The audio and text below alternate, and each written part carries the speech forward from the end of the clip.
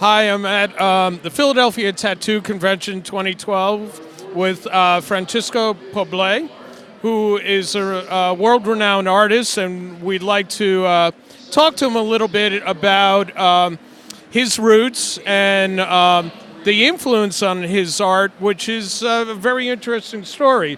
So, Francisco, tell me a little bit about your art and your history.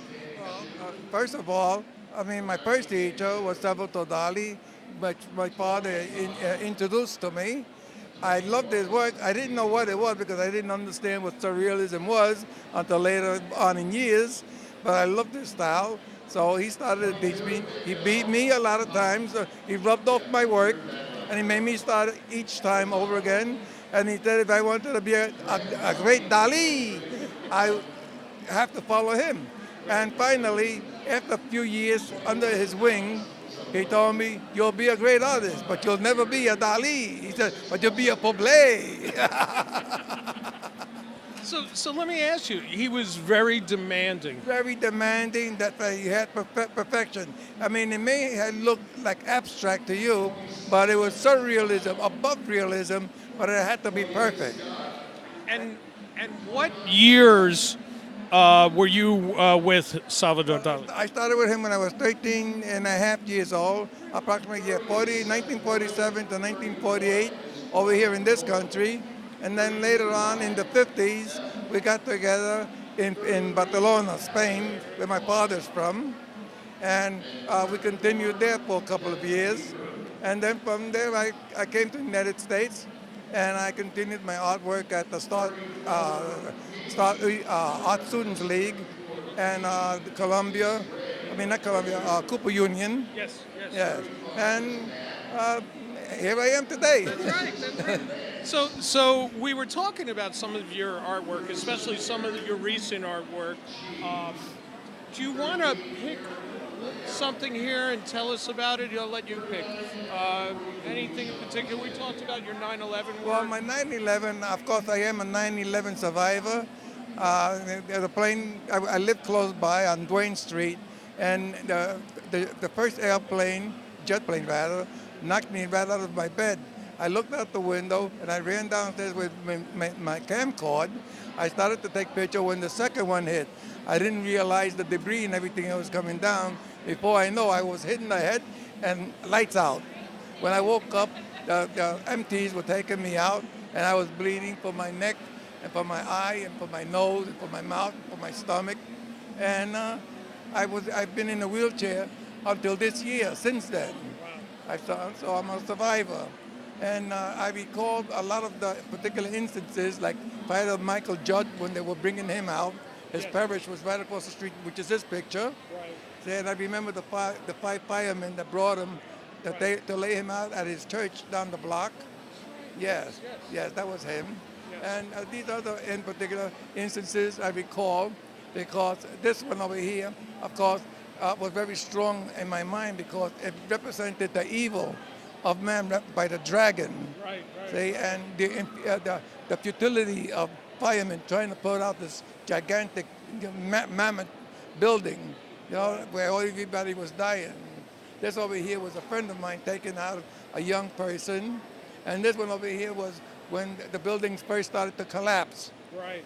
And they were taking streets. yes in the streets, which I also was mixed up in the soot and whatnot. That's why I lost my thyroid, and of course my lungs are dead. There- That's all I could say for that. But it made a very strong impression on me. I was just going to say these are memories that don't go away very quickly. No. There's a whole series. This is only part of it.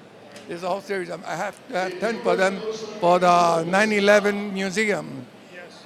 that are going to be presented there. So let me ask you this. When I look at these paintings,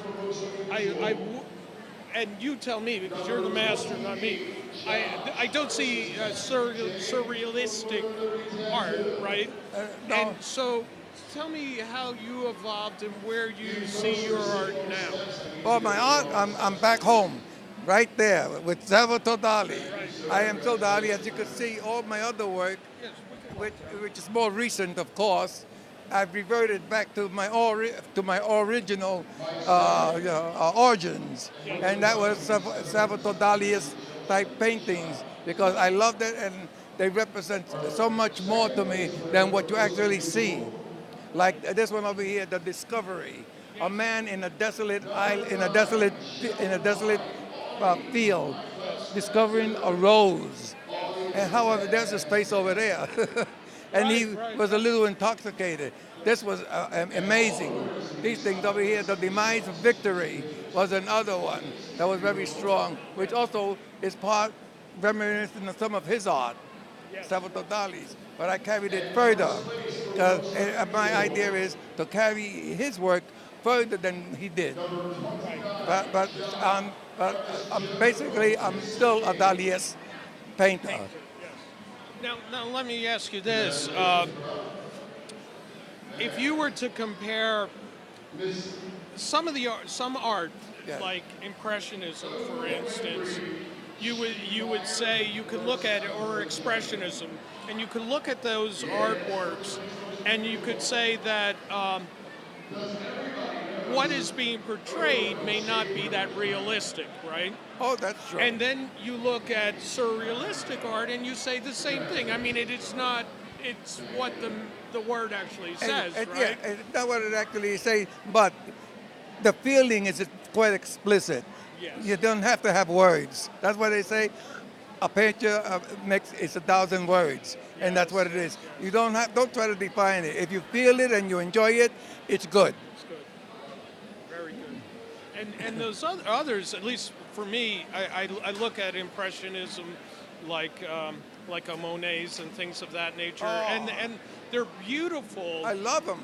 But the Impressionists, yes. I don't feel the same level of emotion in looking at some of those paintings that I would in these. Well, because one was dealing with the effects of light, and they were doing it very scientifically. This type of art is more emotional. Yes.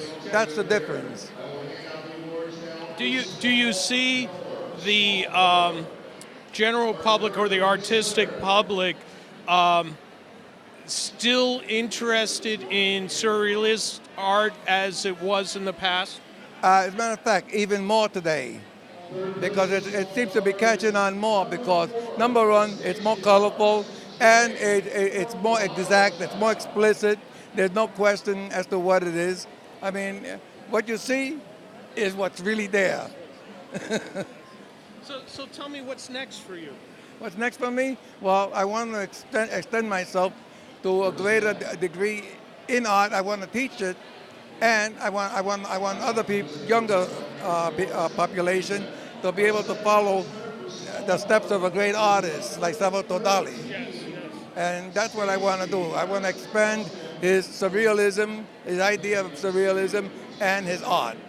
So let me ask you this then. For a young person that wants to be an artist, and in this world, everyone's, it's hard for jobs, economy, all this. What do you say to that young person to get them motivated, get them fired up to really pursue art?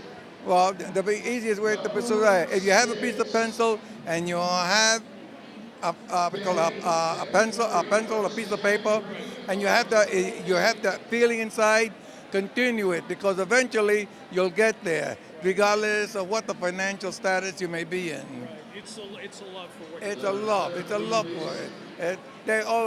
Everyone can pursue art, and it has nothing to do with the material or the medium. It's the art itself that speaks, and it tells the story. Well, thank you very much. I really appreciate the time. This has been a pleasure. My pleasure. Thank you.